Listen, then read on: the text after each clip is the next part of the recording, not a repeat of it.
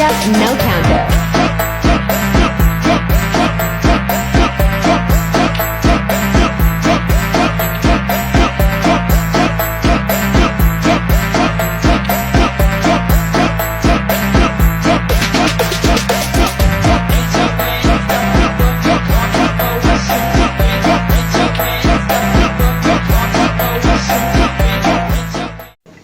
Sebelum kami menyampaikan materi, ada baiknya saya akan memaparkan tujuan-tujuan dalam mempelajari surat lamaran pekerjaan.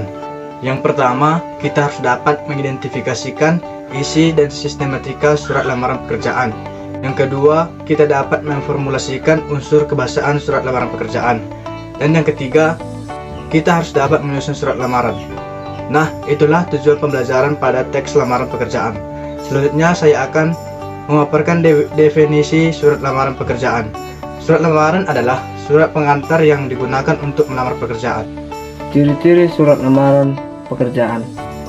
Membuat surat lamaran kerja yang sopan dan menarik dapat memberikan kesan baik kepada perekrut. Pastikan surat lamaran memiliki format tepat seperti berikut ini. 1. Menggunakan salam pembuka, contohnya kepada yang terhormat, diikuti dengan nama lengkap perekrut.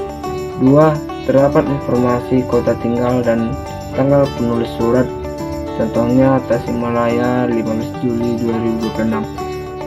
Yang ketiga, pertanyaan tujuan jelas, misalnya dengan menuliskan lampiran dan perihal. Yang keempat, terdapat alamat perusahaan yang dituju, contohnya yang terhormat HRD PT Jaya Abadi, Jalan Padasuka nomor 6, Kota Tasikmalaya. Yang kelima, gunakan bahasa yang baik dan benar. Gunakan bahasa yang formal karena surat lamaran ini bersifat formal atau resmi. Yang keenam, kalimat yang singkat, padat, dan jelas. Belah kalimat yang jelas, singkat, dan juga padat. Hindari kalimat bertele-tele. Belah sesingkat dan semudah mungkin. Yang terakhir, adanya kalimat penutup. Akhiri surat lamaran dengan kalimat penutup yang sopan. Ucapkan terima kasih kepada penerima surat atas perhatiannya dan sampaikan harapan untuk dapat menghadiri wawancara selanjutnya. Struktur surat lamaran terdiri menjadi 3. Yang pertama, tesis atau pernyataan umum. Yang kedua, argumentasi. Yang ketiga, penegasan ulang. Di sini saya akan menjelaskan satu persatu. Yang pertama, tesis atau pernyataan umum. Tesis berisi informasi introduksi mengenai posisi kerja yang akan dibuat. Pada umumnya, di dalam tesis terdapat sumber identitas pelamar dan posisi yang diinginkan dalam perusahaan yang dimuat. Yang kedua, argumentasi. Argumentasi membuat informasi yang dilampirkan. Misalnya, pas foto pelamar dengan latar belakang berwarna biru, daftar riwayat hidup, ijazah terakhir, dan terskip foto.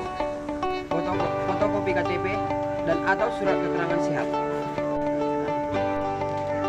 Yang ketiga, penegasan ulang.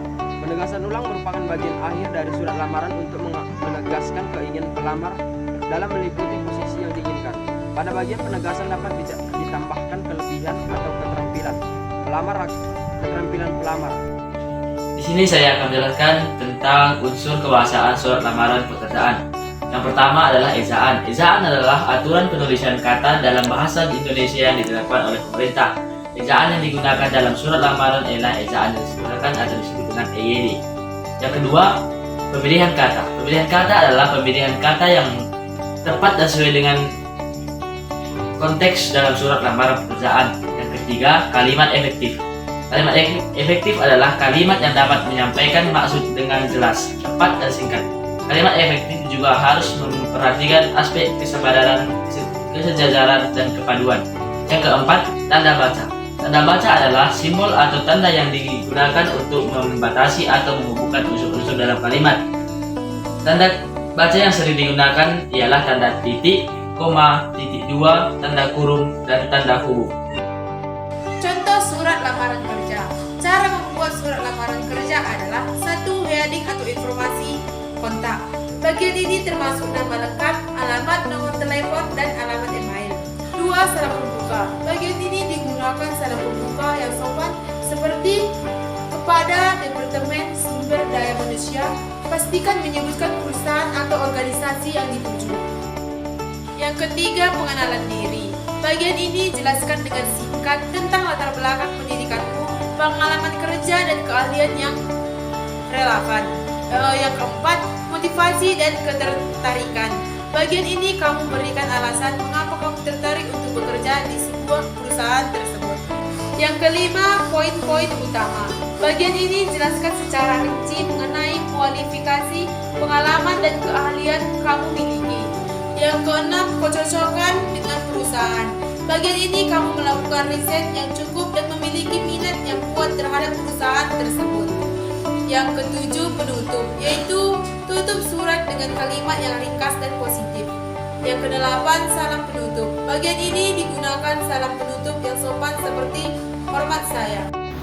Berikut adalah kesimpulan sistematika dan isi dari surat lamaran pekerjaan terbagi menjadi 8, yaitu yang pertama, tempat dan tanggal pembuatan surat. Sudah ditulis dengan benar pada surat tersebut, yakni di bagian sebelah kanan atas. Yang kedua, lampiran dan hal. Cara menulis lampiran yang benar adalah lampiran, yaitu 4 lembar, sementara cara menulis hal yang benar adalah hal atau pemberitahuan.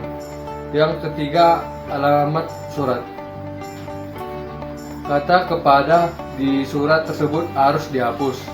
Yang keempat, salam pembuka. Dalam surat lamaran pekerjaan, salam pembuka harus ditulis dengan formal, sopan, dan profesional. Contohnya seperti dengan hormat. Yang kelima, alinea pembuka. Alinea pembuka sopan dan tidak menyinggung pembaca. Dalam hal ini yakni rekruter. Yang keenam, isi. Berisi perkenalan diri, tujuan pengiriman surat, dan posisi pekerjaan yang ingin dilamar. Yang ketujuh, penutup. Harus ditulis dengan sopan dan mengutarakan harapan kita agar dapat diterima di perusahaan tersebut. Yang kedelapan atau yang terakhir, tanda tangan dan nama terang. Harus disertai dengan nama lengkap dan tanda tangan yang jelas. I'm an icon, man. And my girl about a 10. I should fuck her in the